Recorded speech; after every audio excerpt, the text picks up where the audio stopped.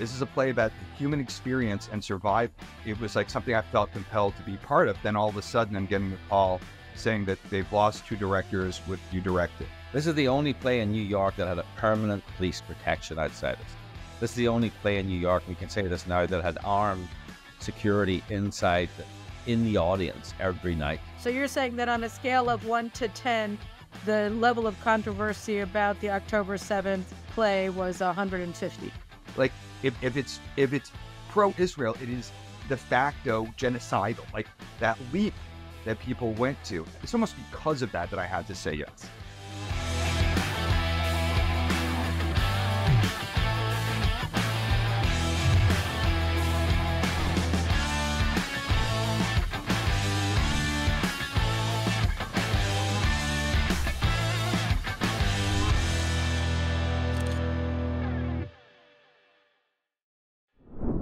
October 7th inspired a lot of very strong reactions. We've seen the tremendous hate that's been spewed at Israel from all directions, and most shockingly from the free world, from the United States, from Europe, Australia.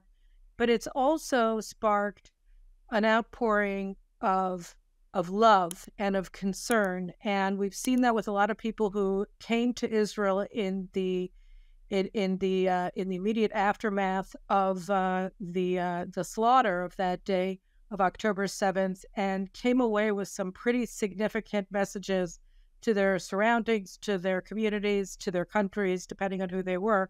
One of the people who came to Israel was a playwright named Phelim McAleer from Ireland, and he came away with a play that just closed after a month-long run off Broadway in New York, called October 7th. And I had heard about the play. Unfortunately, I wasn't able to be in New York to see it over the past month, but it was spectacular.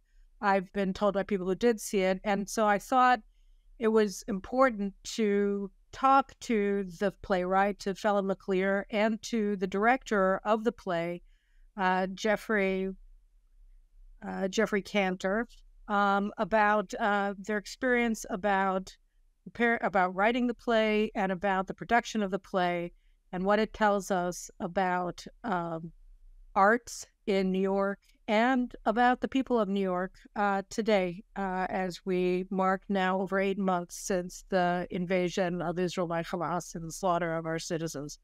So I'm really pleased today to be welcoming to the Caroline Glick Show Phelim McAleer and Jeffrey Cantor. Thanks you guys both for coming and joining me today. Thank you so much.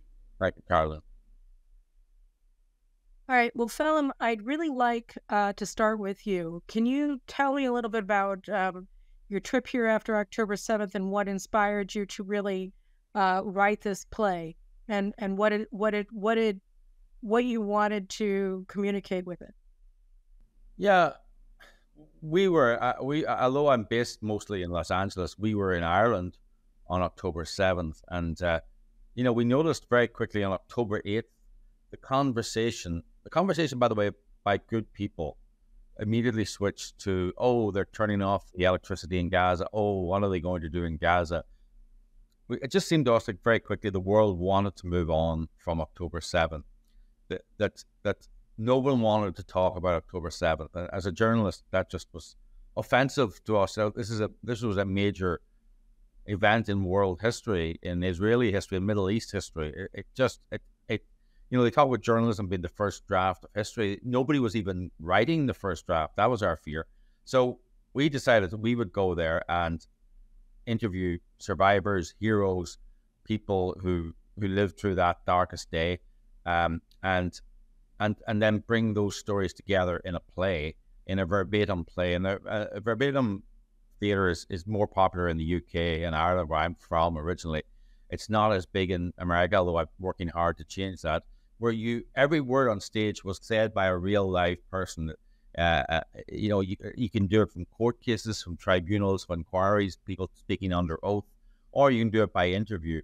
So we just felt that was a way of telling this story. No editorializing, no composite characters, no based on a true story, that fake thing that you see at the beginning of every movie, which means it's full of lies.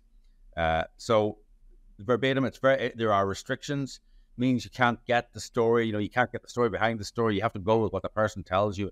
And sometimes they're not articulate, sometimes they make mistakes. But that's the beauty as well, the purity of it. So we went there, and I think, we explained to people, luckily. When we're here, when did you get to Israel? November.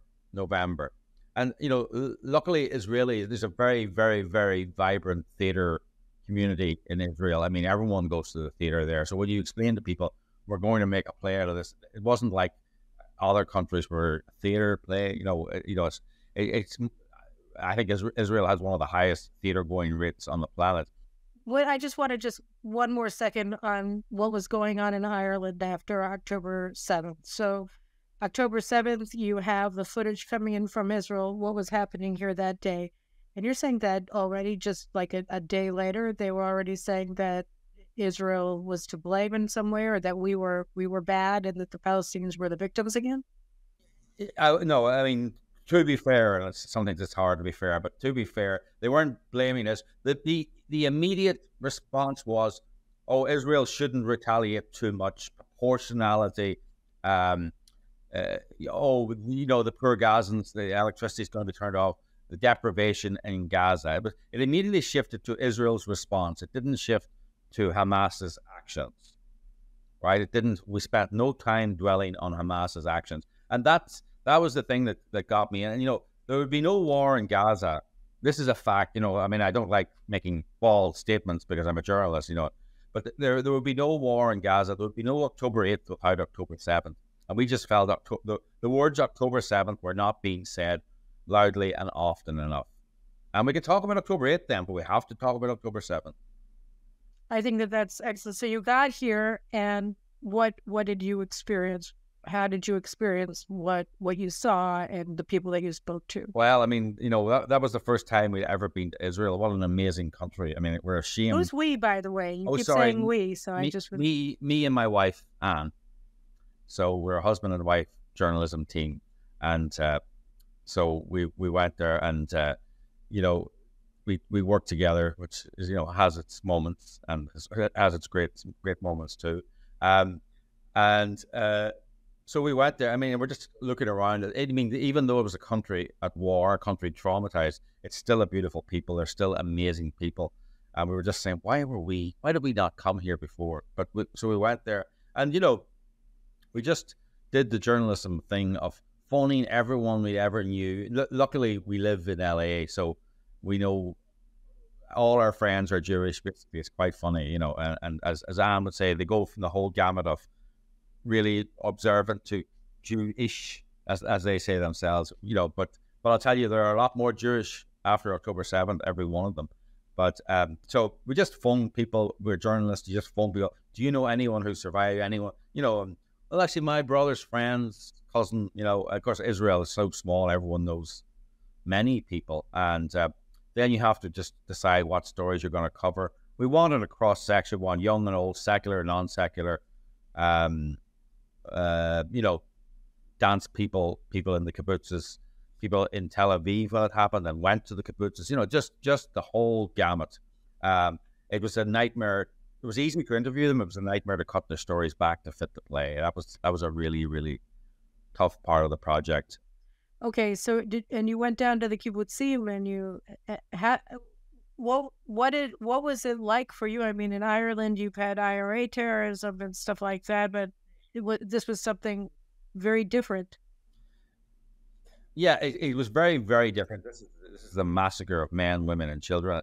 At least with the IRA, there were sort of rules. Now the rules were often broken and accidents happen and all that, but there was never the deliberate attempt to slaughter men, women, and children just because they were Protestant or just because they were Catholics. Now, there were people killed just because they were Catholics and just because, but it wasn't the policy. It wasn't the stated aim of any of the organizations. I think that we have a couple of the excerpts from the scenes that you guys have sent me over the past month or so, and maybe we'll try to insert a couple here in the video so that people can see what we're talking about.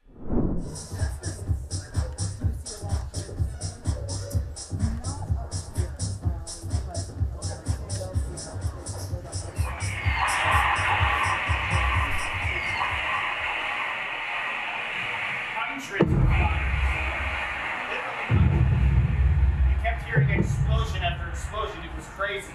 It sounded like combat inside the city. He starts spraying bullets at me. So many that the leaves of the trees start falling on me, and I run to draw him away. We saw the news, the attack, about a terrorist invasion into our area. Suddenly, the soldier points his gun at the policeman and shoots. And I see a terrorist walking towards me, calmly, about 20 meters away. He's wearing a bulletproof vest and a helmet. I aim my gun at him. Stop! Stop! There he is. It's the guy on the motorcycle. He tries to shoot again, so I swerve into him, and he flies off of his bike. 2 meters in the air, he flies off. I was telling myself, cover your ears so you won't... You don't hear your family get shot. And then it started to rain bullets. It actually sounded like rain. You could see the bullets exploding the plastic of the cars as they went right through them, and then bombs shouted, "Ah! I got hit!" At first, I thought it was a terrorist, and then an angel. It was Itamar. Relief. Big relief. We have to remember this. I was so sure before, but when I saw that, I thought, maybe I'm wrong. Maybe they don't want to live in peace. All my life, I said I was lucky. We are lucky. Nothing can happen to us. How long were you here, by the way? About 3 weeks. 3 weeks. We interviewed 20 people. 3 weeks? Yeah. And it was You 7 interviewed days a 20 week. And- people? So, yeah. And we boiled it down to about 13, 14 stories.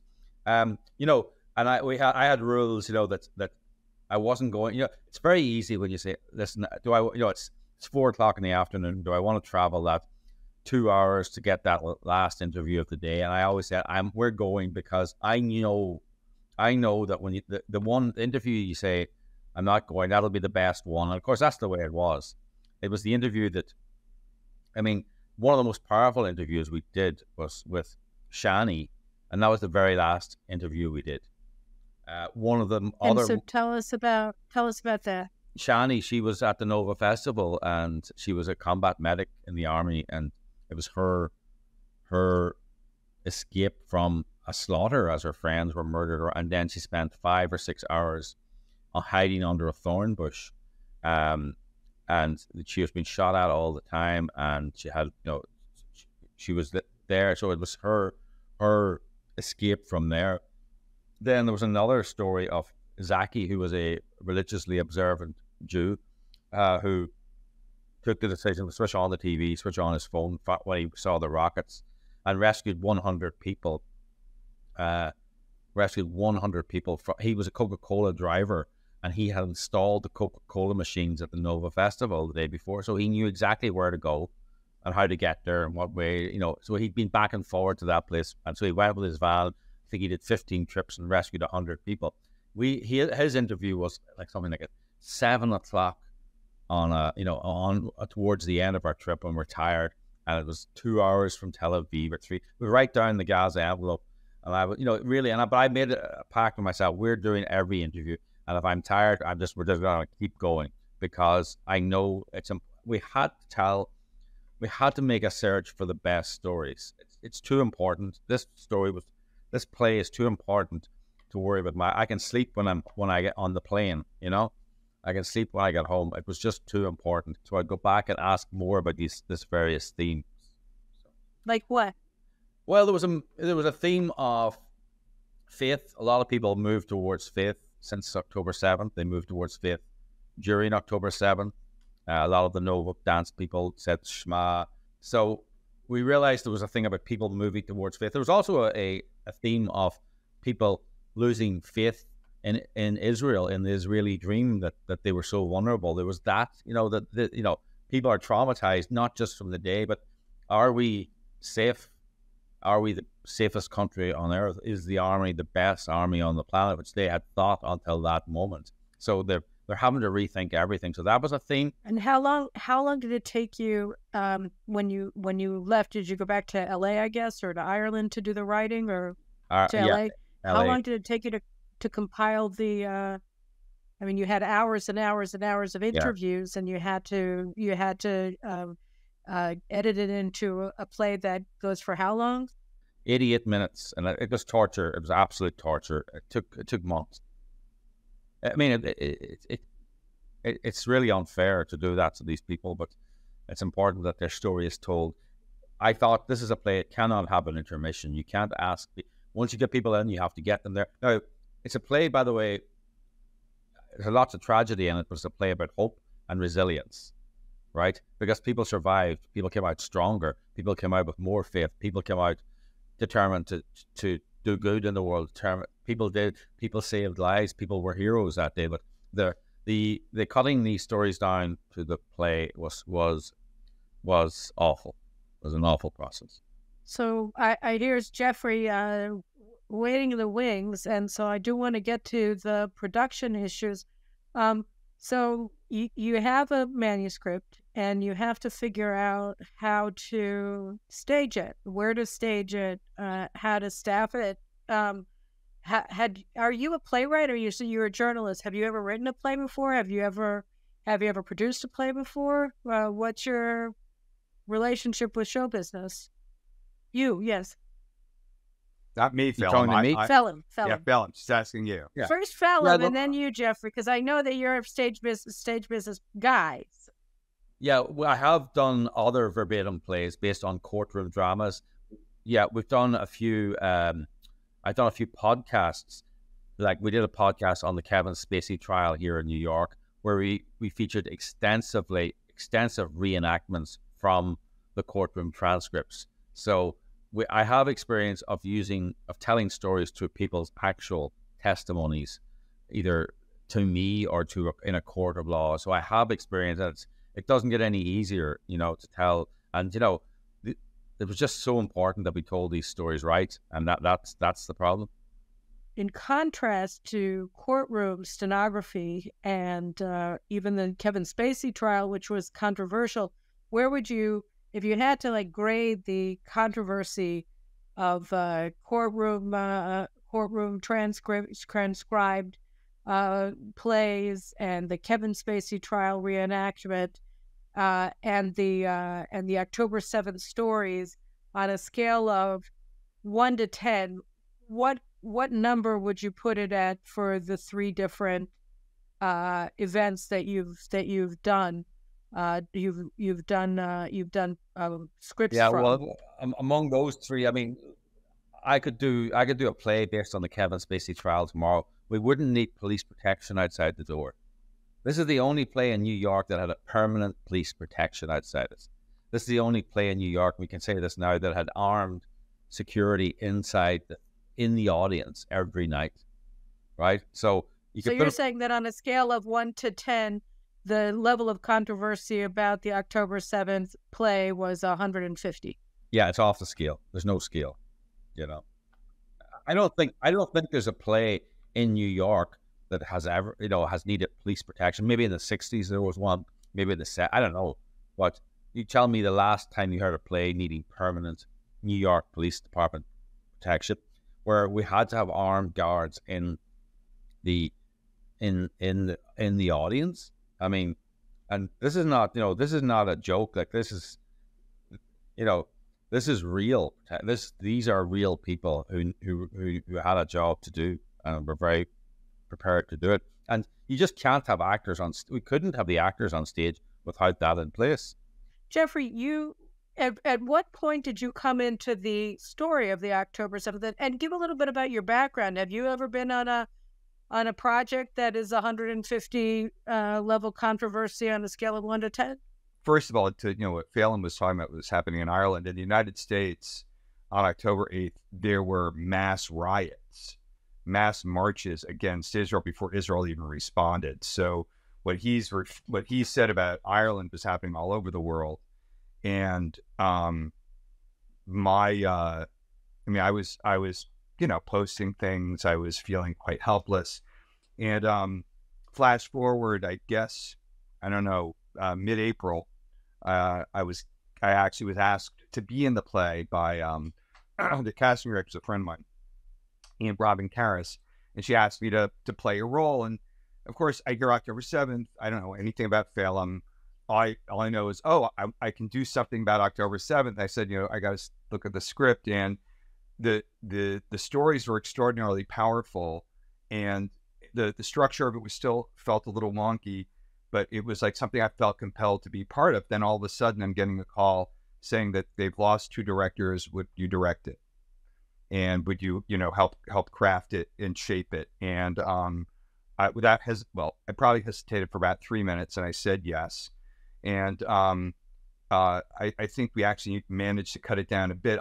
Unlike Phelim, I came into it after there had already been a lot of editing down. I think it was probably about a 2-hour piece when I got it, and maybe less. But I can't imagine what you went through, because there isn't anything that you want to leave out, and yet you still need to keep people in the theater. And what I had to do pretty quickly, we also didn't even have a cast. I mean, we really, I was brought into the project on April 14th. I do have experience directing, but not a ton. That Phelim was sort of given me, was really talking about faith. There's a lot of faith there. And I didn't know any of the actors except for the one who I brought in to play the role I was going to play, Jeff Gerner, who played Zaki brilliantly. I didn't know any of the creative team, and it almost didn't matter. There's that thing that we have in Hebrew Beshert, right? I needed to play as much as maybe it needed me. And there was it was a play that was going to happen whether I was involved or not. I mean, it was going down the road. It was going to open whether I was involved or not. And I thought, I think I can help. I think I can help shepherd this really important piece that Phelim and Anne put together, and let it see the light of day. And I think we succeeded. Really, we didn't have our first read through of the script as it was, sort of down to the 88 minutes, until the 21st, and we had our first puppet performance on May 3rd.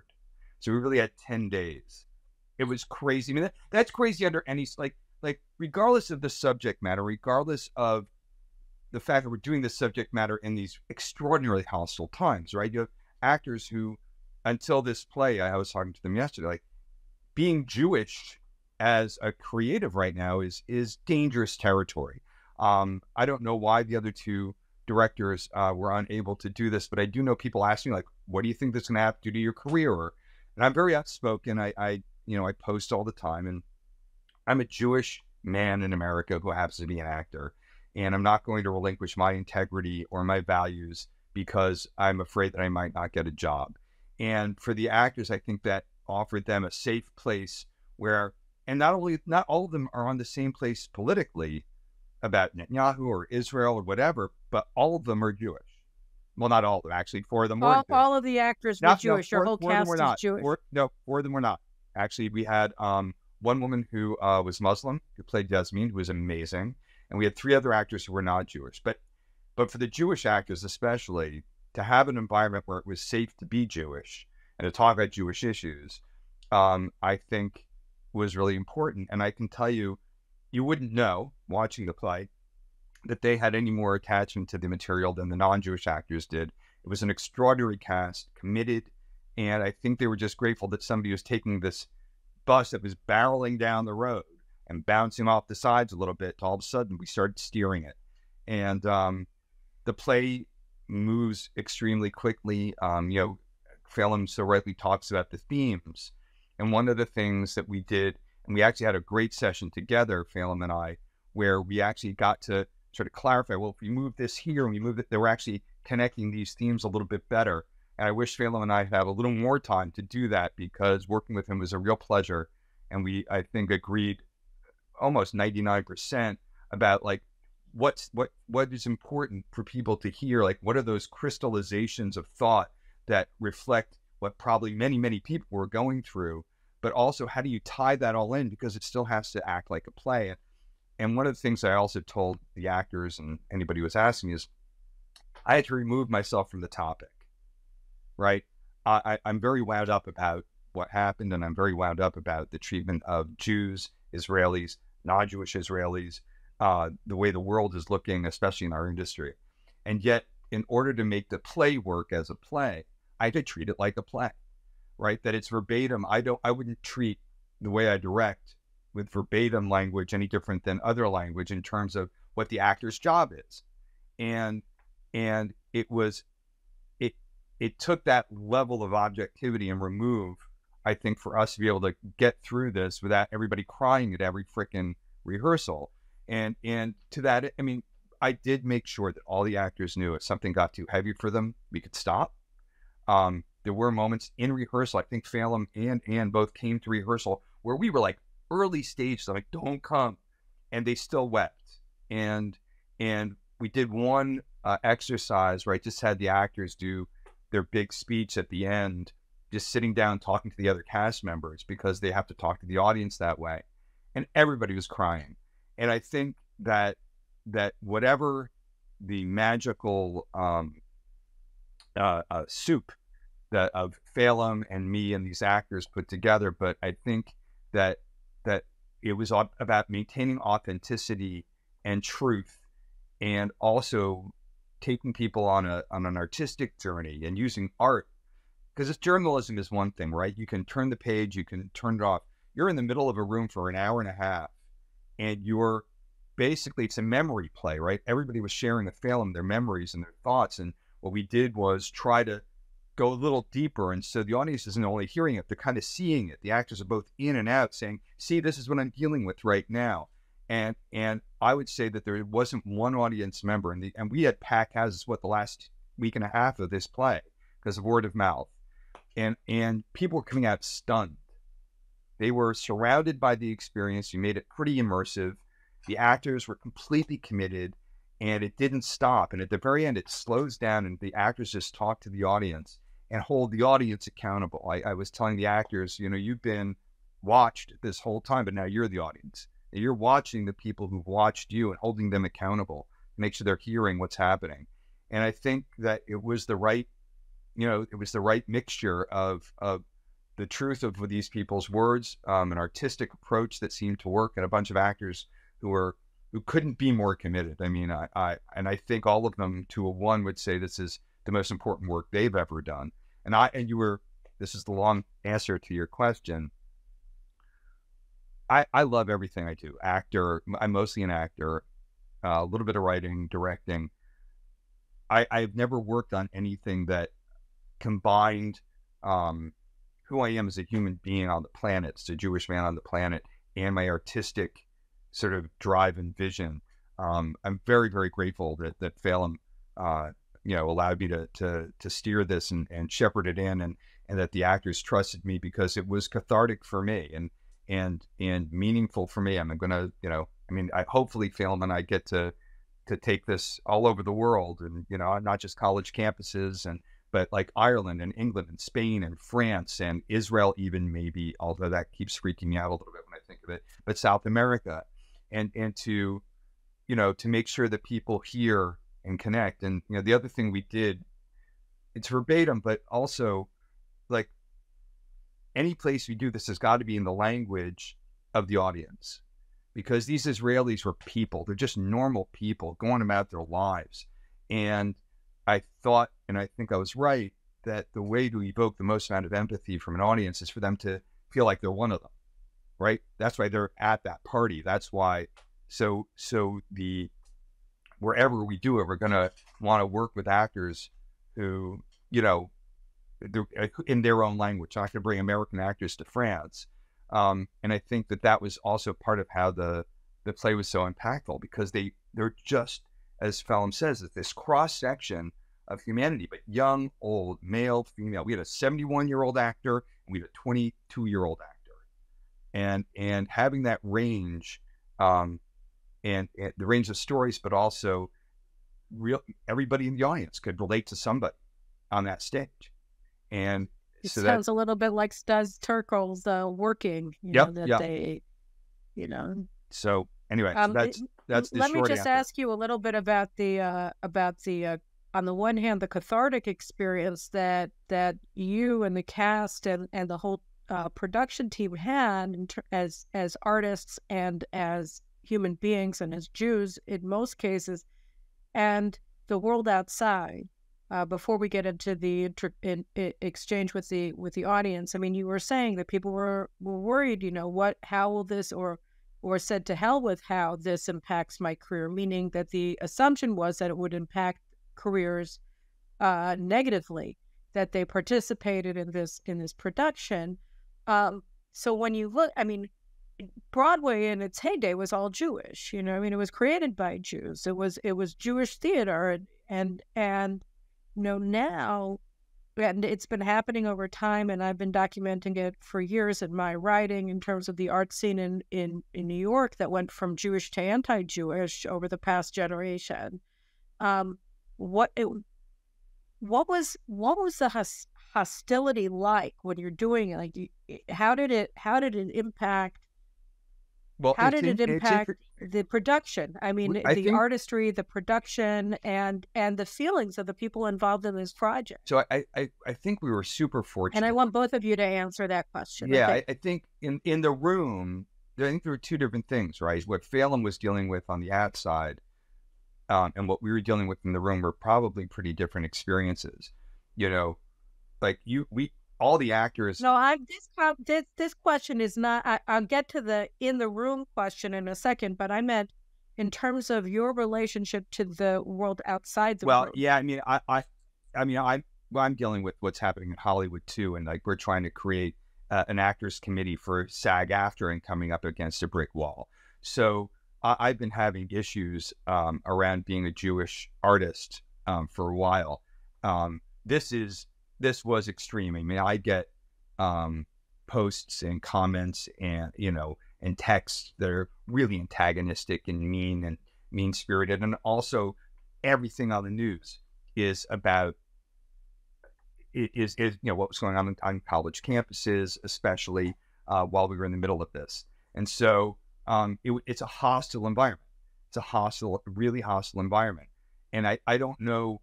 I wasn't part of the casting process, but I think that a couple of actors who may have been approached said no because of the material, because they were afraid of doing a Jewish play. And what's so amazing, it's mind-boggling, this is not a political play. This is a play about the human experience and survival. That it will be politicized, of course, but the play itself is not taking a stand about policy. The play itself is about the extraordinary resilience and strength of people who went through the most traumatic, diabolical injustice on the planet. And for people to not even be able to consider that, like if it's pro-Israel, it is de facto genocidal, like that leap that people went to. And so I think, that I don't know. I think the casting process was impacted by that. I don't know about the other two directors, but it was not in spite of that. It's almost because of that I had to say yes, right? Like here's an opportunity for me to say, screw you. We have a right to exist. We have a right to have a voice. We have a right to tell our story. And Phelim had the bravery and insight with Anne to freaking get it down in the first place. And I'm not going to let down the side. So it felt like we were like a little cathedral, little bubble of strength in the middle of it. But my experience and Phelim's experience, I think, were very different. So, Phelim, how about you? I mean, you, like you said, you're Irish. You're not supposed to like Jews. Right, yes. Or yes. view us as human beings, even, That's right. It must have been quite the journey for you. Maybe that's why I left Ireland. I don't know. I mean, it's funny. Yesterday was the last day of the play, and yesterday was also Bloom's Day, right? Ulysses, right? This is the day that the James Joyce's greatest novel, Ulysses, happened on June 16th, 1904, I think. And it's by Leopold Bloom walking through Dublin and Molly Bloom. And, Joyce was famously alienated from Ireland, didn't fit in there. He left Ireland and never came back, didn't go back for 3 decades, died in exile. And the person he chose to represent a disaffected other person in Dublin in 1904 was Leopold Bloom, a Jew. And that struck me yesterday. We were sitting there and it's like, so, Joyce was a very smart man. It's amazing when you think about it. There he was in 1904 and writing about that. And he saw the anti-Semitism there. He knew that Jews, them, were the other. But, talking about now, I mean, right from the beginning of the casting process, there was a Facebook group. We kept this from the cast, actually. There was a Facebook group, Theatre Folks of Colour, and they spell folks, Folx. They called for a boycott of the play. They wanted to shut it down. They were trying to get a group up, and because it would be representing lies. Before they'd seen a script or anything, they were trying, and they were doing deep dives into who the casting director was and who this was and who that was. They were obviously curious, and this person did that and this person did this. So there was hostility from the start. As we say, we lost a couple of directors along the way. Obviously, there was an outbreak of mysterious illness or something affected theater directors at the time. But I think you made a very good point. There's an automatic assumption by the actors that taking part in this would be detrimental to their career. They took part in it despite what it was saying, and that says it all, really. They were assuming that this could be damaging, but they were going to do it anyway. And I think just talking to them, so many of them said they felt helpless afterwards. Like one of the actors, Rebecca, she said she couldn't look at the video, she couldn't look at anything after October 7th, but this allowed her to go through that experience, talk about this in a kind of in a way that suited her. So, I don't know how they did it, actually. I mean, people have been driven. Daniel Day-Lewis, who was driven mad by playing Hamlet on the West End, it's amazing they weren't driven mad playing their people getting slaughtered every night. I remember there was a couple of talkbacks, and one of the actors said, Lynn, she said, I haven't been sleeping, but that's okay. And actually, that's the right answer. Yeah, it hasn't been great, but you know what? It's not anywhere near as bad as what it was for the people who went through this. And Phelim's on. You're hitting actually the key about being an actor, Phelim, right? So the beauty part of an actor is you get to go to really dark places, but at the end of the day, it's sort of what you're saying about journalists. You're safe, right? And so it's hard. It is hard, and I was having very tough times when I was working. I think I was sleeping maybe 4 hours a night while we were doing it, while I was directing it, and not much more once it got up. And I know the actors are going through it. To do 2 shows of this a day, I can't imagine. Luckily, I didn't have to. At the same time, all of them felt it was more important than a month of sleep. All of them felt the cathartic thing for them, right? Like they were trading one issue for another, right? Going through that experience, and it is an experience, once or twice a day, was still better than feeling helpless and having nothing. And that the frustration of having nothing. And I think that being an actor, one of the amazing gifts that acting provides is you get to walk in somebody else's shoes. You get to empathize in the most extreme way, using your body, your mind, your intellect, your intuition, your art, to dive into places that most people can't go safely. Because at the end of the day, you are safe. At the end of the day, all these people survived. Right? Everyone on that stage survived, and none of these people are actually those people. They're actors, and all of them committed as much as any actor can. And also, the journey is so quick. So you have one moment happening, and then there's a few hours past, and we interwove them, so they are collectively going through this experience. None of them are in it alone. And I think that was the other thing that got them through it, is nobody was just sitting in the midst of this disaster on their own. They were all, they had each other to rely on before the show, after the show, between shows, and even on stage. There's other human beings living and breathing.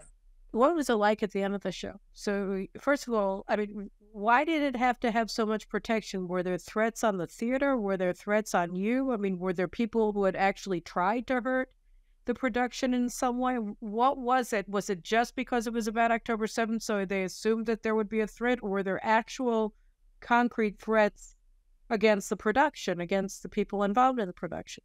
What we knew about was this group, Theatre Folks of Colour. It's a Facebook group of 15,000 members, and they were getting very agitated about it, even the casting process. So we knew that. But no, there were no specific threats. But look, I don't think any Jewish New Yorker person would have went to this production if we didn't have the airport style scanners outside. I mean, this is the world people live in America. I went to a synagogue in LA recently, a center. They spend $1 million a year. They have a school there. They spend $1 million a year on security. They have armed security guards. So it ended yesterday. What was the sense that you got in terms of what you accomplished by doing this play? And is there a chance that I might see it somewhere else, or is it going to come back to New York? We got an enormous amount of media. Now, the New York Times didn't cover it, which is kind of ridiculous. You know, it's a play about Jewish people in New York. Nothing? The New York Times didn't mention it I mean, at all? it's almost a joke. Like, you know, when you look at what it's a play about Israel, Jewish people. It's a play about the theater. It's in New York. It's got police protection. It's the only, you know, those are pretty.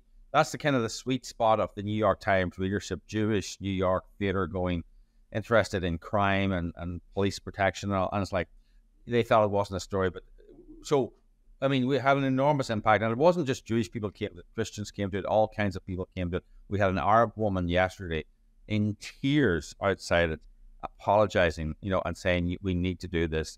And you know, people say, "Oh, was there an element of singing to the choir?" The choir need to practice every Tuesday and Thursday so they sound good on Sunday. We need to keep this in the mix. We need to keep people saying October 7th because. I think you're in Israel, and definitely October 7th is still a big story in Israel. It's still dominating the news. It's not dominating the news in New York. It's not dominating the news in Peoria. It's not dominating the news in Ireland. But when you bring a play to the theater, it still is something that will go straight to the top of the headlines. Interesting. I feel this is more powerful than a documentary because there's so many documentaries out there. Documentaries can come and go. But a play has credibility. It has durability. It has you know, just people treat it. Media treat it differently. Protesters treat it differently. It's a physical thing. It's much more emotional and visceral than a documentary. One thing this did for the Jewish audiences who came, and I would say a good percentage of the audiences were Jewish. It gave them a sense of empowerment. It reminded them of what our story is in the midst of the cacophony of news cycles. You know, there are a lot of New York Jews who fall prey to overthinking and over-sympathizing with those who would do us harm. Doesn't mean that the Gazan Palestinians don't need our thoughts and sympathy, but we also get to care for ourselves. And America is very confused about how to manage that story. And I think this play provided a place for them. And I think also it shows what art can do. You know, we I think touched people and reminded not only of what happened, but of humanity. As Phelim said, no one was talking about October 7th, and October 7th was not a political moment. It happened in a political landscape, but October 7th was about the traumatic and horrendous and brutal and inhuman attack by a jihadist death cult on people like us. And to remind our own people, I think it gave us a little bit of strength. You know, people were standing up and no one was leaving the outside. People were stopping to talk to the actors because it was creating connection and, in a way, community. Anybody who's seen this and is now part of a community who's experienced this. And I would say probably 80% of those people have also been down to the Nova exhibit down on Wall Street. I went down, the whole cast went down there. And so I think that the impact that it's had on Jewish people anyway is, I think it's created a little connection with Israel. And it's created a connection with it for a Jewish community of our own. I think in times of crisis, the Jewish communities, doesn't matter how religious you are, doesn't matter what protests you go to. When they want to kill you, they don't care how Jewish you are, how they want to kill you, right? And that's not Islamophobic. That's our history. When they want to kill Jews, they're not looking at your card. They're not looking at your payas. If they know you're Jewish, you're in trouble. And I think it's reminding Jews, like, we're kind of all in this together. Doesn't matter where you are on the political spectrum. It doesn't matter where you are in the religious spectrum, that we're in this together. And if we don't come together, then this is more likely to happen again. And I think at least for those who saw it and for those who spoke about it, because I can tell you, for every person who saw it, 12, 13, 14 people talked about it. We were turning people away. There wasn't room for people at the end. And so, that's the question: is where are you going to go? Where are you going to go with this now? And also, I'm wondering what the impact was on non-Jews. So you were talking about the Muslim woman who was apologizing for what happened in the name of her faith, but the Christians who came, did they come out different than they went in? Yeah, I can only speak for the few. I mean, you probably knew more than I did, Phelim, of non-Jewish theater goers, but the few who I spoke to, you wouldn't have been able to tell the difference in the immediate aftermath of watching the play. Like, immediate aftermath of watching the play was just devastated, moved, and convinced of the authenticity, and that their reaction was visceral. And the I don't know what it is down the road, right? There's the ripple, and there's what happens a little further distance. And I can tell you that people are still talking about it. I have friends who have seen this May 3rd, and they're still talking about it. So, what about you, Phelim? What do you think? What kind of impact it had on the Gentiles, the Christians who were... I mean, the ones I met afterwards. I mean, stunned is the word. I think it's partly because of the content, but also people aren't familiar with verbatim theater, and lots of people went there thinking, oh, it's going to be people reading their testimony, reading a script from a bandstand, or just giving monologues. I mean, Jeffrey did an amazing job. We used every inch of the theater. You don't know where the next thing's coming from. The sound effects, it gets into you. It's like immersive theater, and there's no reading from scripts. Everything, and people are interacting. Many of the stories are connected, some are not, but some are connected through themes. So it's like this. You just don't know where the next thing's coming from. There's noise, there's shouting, and it's got this experimental guerrilla theater feel. So they just come out going, "What did I just watch?" But it was amazing. And it's 88 minutes. We felt that we can't give them an intermission. You can't put people through what we put them through and then ask them to go and have a drink and come back in. So it's an amazing experience, and they're stunned, and they're determined that they want to play their part in keeping this story alive. And everyone says it needs to go to the university campuses, which is our next plan. We're going to take it to the Ivy Leagues. So what are you doing? What are your plans here? To just our plans are to spend the summer fundraising, because we're a not-for-profit, and as people would know, Off-Broadway is a great way to be a not-for-profit because there's no profit in it. We're going to spend the summer fundraising, and if any of your listeners are listening, it's October 7th, theplay.com. They can go and fundraise there, because we want to take it to the Ivy Leagues. We're going to go to Harvard first. October 7th, October, like the whole word, October? Yes. October 7th? October 7th is theplay.com. October 7th, TH, or just October 7? October 7, the numeral, October 7, theplay.com. And we're going to go to Harvard first, then we're going to Princeton, Columbia, do the East Coast, and then do the West Coast. But also, tomorrow, I'm literally, if you see me looking anxiously at the clock here, I'm looking at, because we're going to get a flight in at a few hours, because we're going to Ireland tomorrow, and we're going to have the play on in Ireland. We're just going to meet the head of the Irish Jewish Council with the idea of putting the play on in Ireland, because Irish people need a bit of truth too,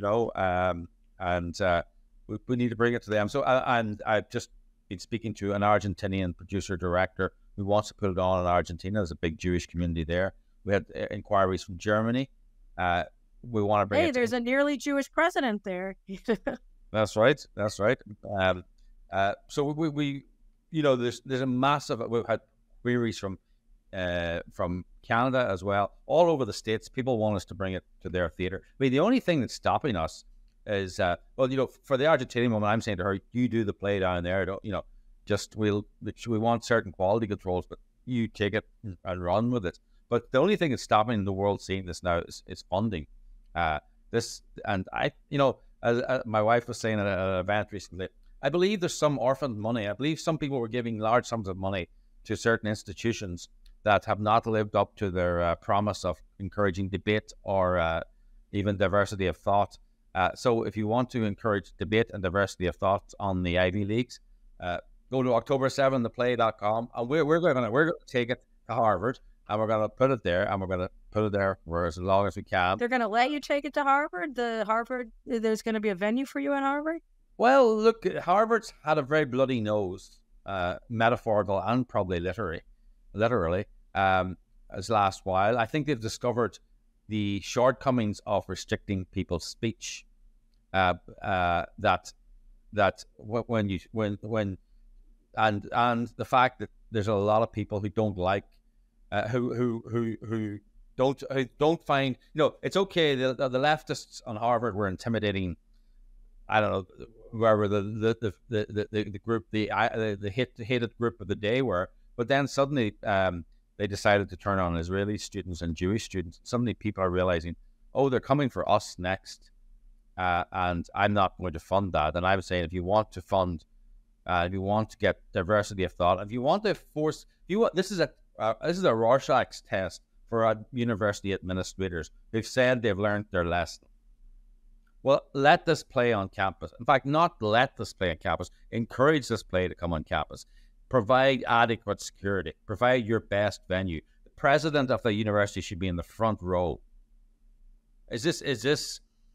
Are you serious about we've learned our lesson? Because I think they've said, oh, we have, and we're looking at, and many of them have changed their policy. They're not going to talk about politics anymore. They're not going to do this. They're going to encourage that. They're going to do this. Put your presence where your mouth is. Let's get this play on campus and protect diversity of thought, protect diversity of speech, protect the arts. Even I was going to say, even when you disagree with it, but especially if you disagree with it. I guess the other, I just want to say the other. It's so curious, though, isn't it, that there's nothing to disagree with about this play, right? There's nothing in the play that is debatable. There's nothing. This play doesn't even put forward a point of. It doesn't even put. Well, I mean, the debatable question is whether Jewish people have a right to be alive. I think that's exactly the right. debatable issue. Exactly right. I don't know whether Jeffrey's being provocative or naive, but I think George Orwell said it best: in a time of universal deceit, telling the truth is a revolutionary act. So, welcome to the revolution, Jeffrey. It's very nice to be here. I didn't know that there was anything but revolution, apparently, but I don't know if it's good or bad. I just can't imagine being anywhere else. So you're certainly welcome to join. But I'm really keen to see this show. Can you? I think I want to end our conversation with an excerpt from the play that we'll put in here, just so that people can get a sense of what we're talking about. And before I ask you to choose a video clip or whatever that you think that we're going to use and introduce it, I just want to ask you both if you have some parting words before we end this conversation about what is important for people to understand about your experience doing this play, and what you can take forward in terms of art with tragedy. I mean, it's a lot of questions, I guess, because I guess one of the questions that a lot of Israelis are toying with is how can we make art out of this? And I guess the answer is, well, there's a lot of art that's come out about a lot of things, and that you can do it here. But as artists, what is the voice of art here? Where does the story, the narrative begin or end, and the art begin? How do you see this as a work of artistry as opposed to headlines on stage? I'll go first, Balaam, so you can have the final word, because you should. I think the thought that it's sort of binary is really the confusion. There's a gray area, right? It sort of flows into it. I think in the immediate aftermath of something like what just happened, there is no space for artistic sort of renderings or considerations, because you're dealing so closely with the trauma of it. But I can tell you, our mutual friend Mark Provisor who has served in the IDF and security forces, and had to go back and went down to Nova. He is using his art in a very specific way for him, right? Art really comes from within. It's less about I want to impact others, although that is ultimately what happens. It's I can't stop it from coming out. I can't stop it from coming out. You know, Anne and Phelim couldn't stop themselves from doing this. Like, they didn't sort of think, oh, we might want to do this. Like, they were compelled to go over in November. I was compelled to take this on. The actors are compelled to do it. And I think that's where the impact, the positive impact of it comes from. That there's no, the intentionality is now only retroactive. Like, we can now say, Phelim and I and Anne and whoever else can say, we know we can take this somewhere to change minds. But while we were doing it, it was, we need to give voice to these people in the best way we can. And art is actually a better way to do it, because it stops people from being in their heads about it, because we immerse them in an event that surrounded them and compelled them to be present. They couldn't turn the page, they couldn't turn the channel, they couldn't turn away. And for that hour and a half, they had to be present in the midst of it. And I think from the few conversations I've had with Israelis, they have said there is nothing artistic going on there. It's still, because it's still happening, right? They're still being attacked from Hezbollah. They're still being attacked from Gaza, still going into Gaza. The top of Israel is burning.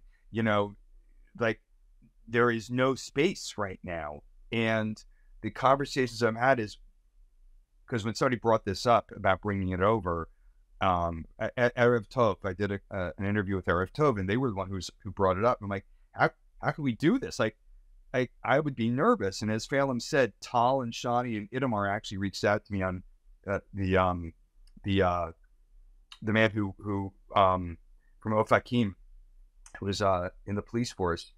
He reached out to me through Instagram when he saw the footage on Erev Tov, and besides being grateful, all of them to a one are talking about how important it would be, because it, again, I know that it will be politicized, but the story itself is about the resilience and strength of human beings, and that does give hope, and that's where the art really comes from, right? Gives voice to hope, not to solutions, but to hope, and I think that's why it might even be valuable for us to bring it to Israel. But I think that if there's any takeaway, I hope people see this and realize that Jews are people who deserve the same consideration as any other people, and that this piece, these specific Israeli Jews, and the non-Jews also who were taken by Hamas, and who, you know, were probably also attacked at the Nova Festival, and who are being bombed in Israel, that Israel, the Israelis, whether they're Jewish, Druze, whatever they are, that we deserve the right, we deserve to exist in safety and peace, and that this play shows what we're up against. Well, I mean, listen, I do have to go to the airport, so I'll be very brief. Don't be too hard on yourself, because there hasn't been an artistic representation of it in Israel or by Jewish people. It's possibly too soon. It's possibly that, as you say, they're still living it, you know. And I think actually it was the hand of God in some ways. Like, only maybe Irish people could have done this, you know. Only non-Jewish people could have done this, you know. Maybe only we were so distant from it that we could do it, because an Israeli person just couldn't think artistically, wouldn't want to. They're still living it. So maybe, and you know, we encountered some things, you know, when we were getting some of the interviews translated, the translators would change what the people said, because they didn't want the Israeli person to appear too angry or to this or to that. You know, they were still worried about the politics of it as opposed to the story of it. So maybe only for this while you're still living it, it takes foreigners to tell your story for you. And maybe, you know, while there's distance between it, then perhaps Israelis and Jewish people, that's just my opinion. I don't know. Like, I mean, it's a thought. then you can tell your stories. And I The hope truth is that there's a lot of music that's coming out already in Israel, and other things, and photography exhibits, and some paintings. I think all of it, including what you've done, is a labor of love, and it's art about love. And I think, and hate, but I meant, in terms of the labor itself, it's a labor of love to put it out. And I think it's a way to, like you said, work through things from the perspective as an artist. So how else would you do it? So I want to make sure that you get to the airport. So I wanted to just show, first of all, I just want to thank you both, because what we're going to do now is we're going to end our talking part of the show and just leave the viewers with a taste of what it is that you have created and what just was shown in New York at the Actors Temple Theater, so that we can see and leave a taste for more, so that hopefully people will be able to see you as you tour with this show. So what clip are we going to watch? And so first of all, thank you both very much for coming and joining me on the Carolyn Blake Show today. I wish I could talk all day about this, but so yeah, the clip listen is very difficult to choose. Wait, and one more thing to give money to your production. It's October 7, theplay.com. Is that correct? That's correct. Thank you. Very good. We're a 501c3. People, it's a tax deductible donation, which is important. So look, it's impossible to choose the clips, but we're gonna choose Dor Kappa, who was the first person we interviewed. I remember coming out of the 4-hour-long interview and saying this play is going to be 20 hours long. The story was just jaw-dropping from beginning to end. This is him escaping. He escaped from Hamas many times. This is him escaping with his girlfriend. The actor is Nathan Vincenti, who is actually Jewish, even though his name is Italian. But so this is him.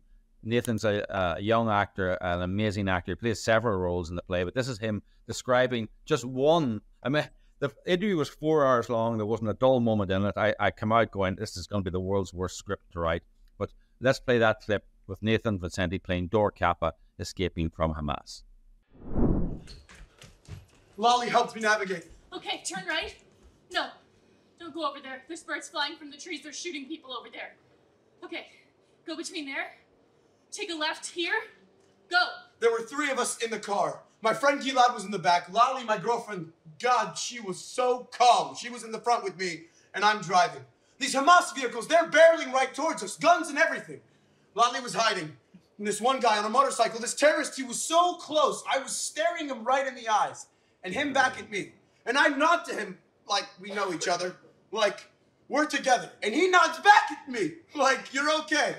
And then he sees my girlfriend, he starts shouting in Arabic, shoot the Jews, kill the Jews, slaughter the Jews. I take a big left. One bullet hits the back door. Gilad starts yelling, fuck, I got shot in the head. Don't worry, I'll get us out of here. My girlfriend starts to pray. It's the guy on the motorcycle, he tries to shoot again, so I swerve into him. He flies off of his bike 2 meters out into the air, into the fields. And then another. So I just turn into him, I just catch him with the back of my car, and he flies off. I swear, if I had had a camera attached to the car, I could have sold the footage to Spielberg himself. I did what I did, my girlfriend said the prayer, and then I did what I did. It's not even about the prayer, it's about what I had to do.